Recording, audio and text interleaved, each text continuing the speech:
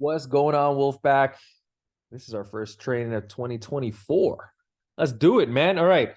Everything this year, I have been obsessed with establishing routines, establishing my daily non-negotiables, simply just because it was a shit show in the Christmas time. And to be perfectly honest, the Christmas time was just like an unravel of more of the shit show. It wasn't even where I wanted to be for the last 6 months.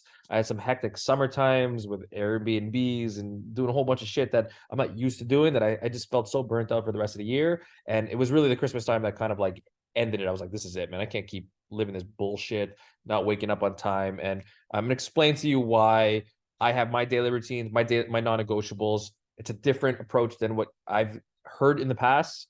I've only just learned this for the last couple of weeks, and I'm going to share with you how you guys can implement it into your life. Okay, so first let's get into it.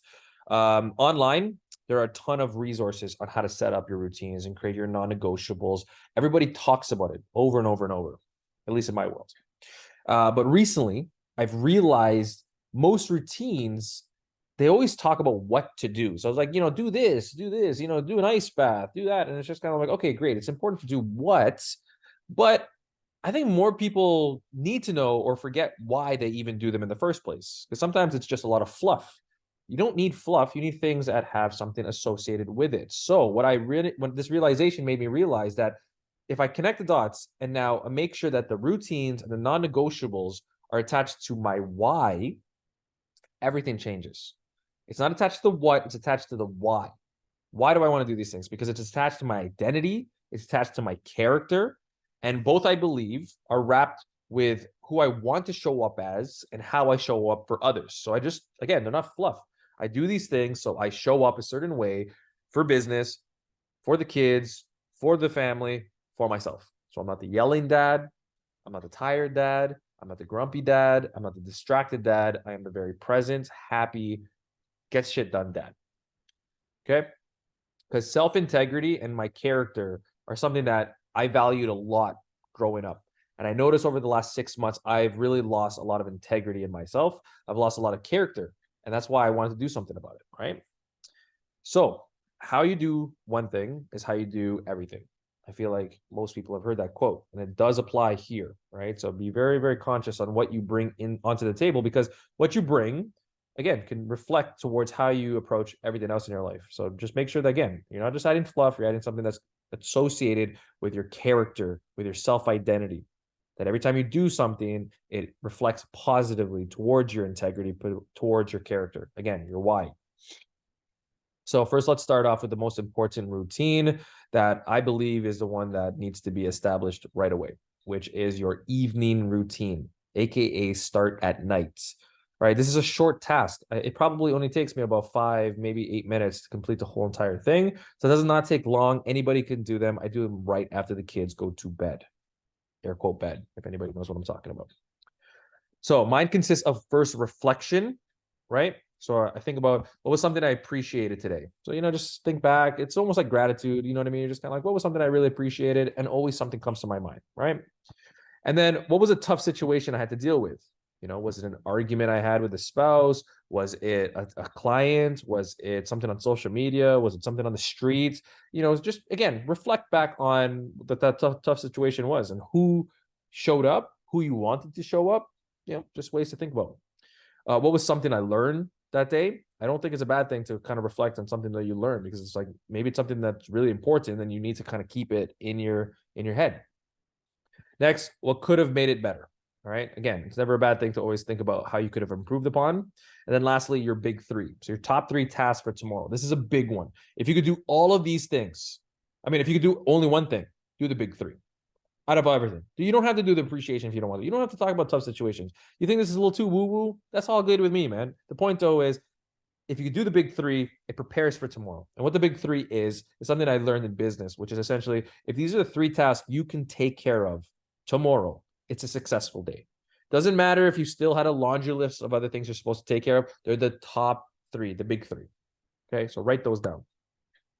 After that, we're talking about now our first non-negotiable. So that was our first routine. This is our first non-negotiable, which is, and don't laugh at the name, I haven't figured this out yet. I like self-integrity alarm clock. All right, it's a long name, but the point, though, is Self-integrity alarm clock means you woke up at the time you said you wanted to wake up.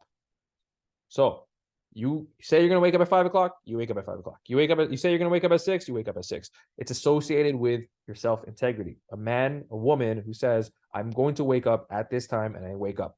That's it. Okay. So doesn't matter what the time is. There's no magical time out there. I don't believe that. I do believe there is a time to wake up because you said you're going to wake up, and that attaches to your integrity. So I said that already. Now, next. So that was number 1 non-negotiable. Now, next, second routine. Our second routine is the fight for 15. Your morning routine does not need to be only 15 minutes, but if you are a busy individual, 15 minutes is the least you could give to yourself, no matter what. I've had screaming kids, and I told them, leave me alone. I have 15 minutes. I'm just going to do this, and then I'm going to get towards getting you change, all that jazz, because I woke up at the time I was supposed to wake up. Remember that, right? All right. So this is mine. I do movement. And the reason why I do movement is because there's a lot of studies and also just personal experience that when you move, it helps to expand the brain's ability to, like, start moving and going and firing, right? So if you want your brain to fire, move 5-10 minutes does not ask for a lot. I do some mobility. You could do some walking. Doesn't matter. Just move. Do some push-ups. Doesn't matter. Next, I calm the nervous system. And the reason for this is because when you wake up, your cortisol levels increase. And this is fine because cortisol is supposed to increase to help wake you up and run all of the systems in the body. But when that happens, it's hard to be very clear in the morning. So now that you've moved the body, your brain is starting to fire, but then you still want to calm the nervous system. The brain and the nervous system are two different things, but you want to calm the nervous system to not cloud the brain, because you need now the front brain to think, right? Because this is going to help the next step. And the next step is what I call identity shifting questions. Again, if this is too woo-woo for you, you can take care of the most important one, which is the last one, right? Just like the last routine. But I think about it. What is something I'm excited about today? It's not a bad thing to sometimes think about what you're excited about, right? Then, what is a situation that's going to be tough today, and how should I handle it?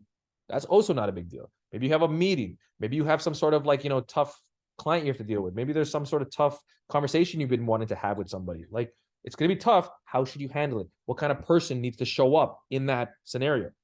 Who needs me at my A game? Another identity shifting. Like, who needs me at my A game? Does my family need me at my A game? Do I need me at my A game? Does my job need me at my A game? Again, it's what person needs to show up so you could show up the way you want to. It's an identity shifting, right? And then review the big 3. So if that's the only one you want to take care of, that's fine with me. The point, though, is, again, review your big 3. Who needs to show up? What do I need to do today to make today a successful day? Next, I do something called servicing. So essentially, I service the family, or I service my wife, right? It's not what you think it is. I wish.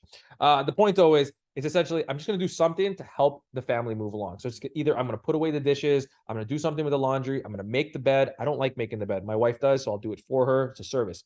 Something for the family, or something for a spouse, something for somebody other than yourself. You're putting yourself into the character you want to be, a person who doesn't just think about themselves, a person who thinks about others, right?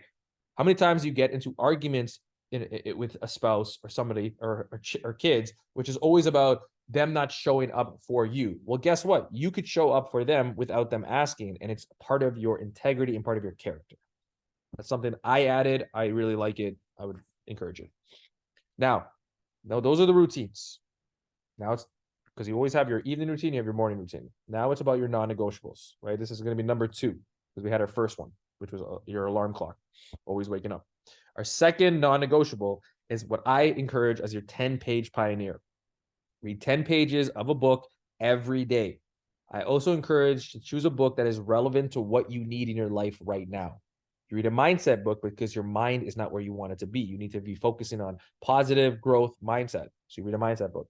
You focus on business because there's an area in your business you need, or maybe you want to start a business. So leadership, negotiation, marketing, these are all something you should be doing. Read 10 pages of it.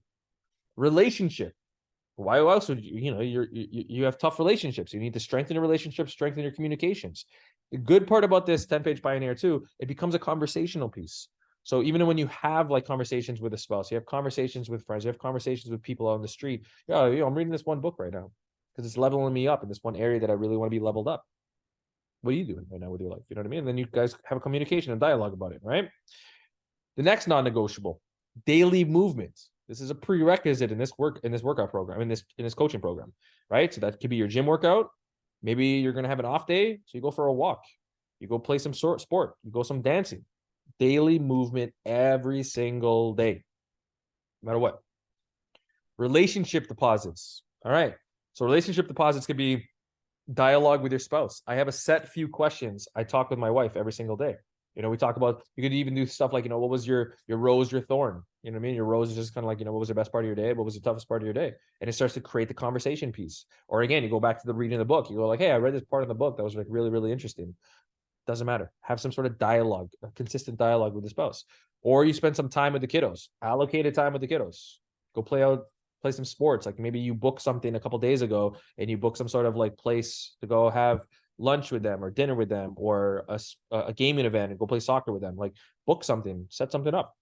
And if you're single, you have no kids, you have no spouse, no worries. If I was single, this is exactly what I would do. I would go on a dating app every single day, or I would set up a date via phone call or text message, or I would just start to build a rapport with a girl that I'm interested in, but I really just want to see how interested she is. You know what I mean? Like maybe I'll go like on a coffee date or something like that. Like if I was single, I would just fucking be doing that, to be honest. And block screen time. This is the next non-negotiable. So the next non-negotiable now is screen time. I don't know. I mean, I encourage this one just simply because it helps with if you need time to read and make that time for the 10-page pioneer. It helps with relationship deposits. So if you need to make time for somebody, you're not like you're staying present with them. It helps with de-stress. I don't think we live in a society that's a bad thing to block screen time. I am up to 3 hours to block screen time.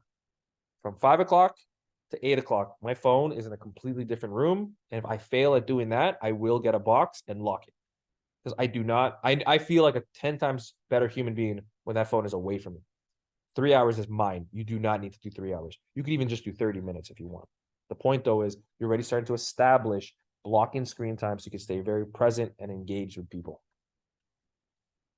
All right. So those are all the non-negotiables. Wait a minute. I forgot one. This is bad.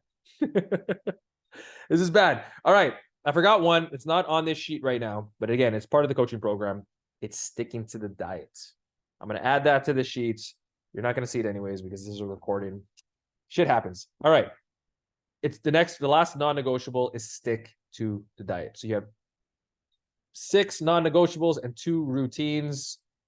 This is going to help build the character, build the self-integrity, because if you could start nailing similar to this, you don't have to take every single one of these. You can say to yourself, all right, cool, Marcus, you know what? I really like this like block screen time thing. That seems pretty cool. I really like this 10-page pioneer. That seems cool. I really like this relationship deposit. I think that's cool. You don't have to follow everything I do. The point, though, is I want you to start establishing things, routines and non-negotiables in your life that are going to help you not just lose weight, feel better, but it's also going to shape you into the person you want to be. You want to be somebody who says they're going to do something and they actually do it. It's a big deal, all right? Believe me.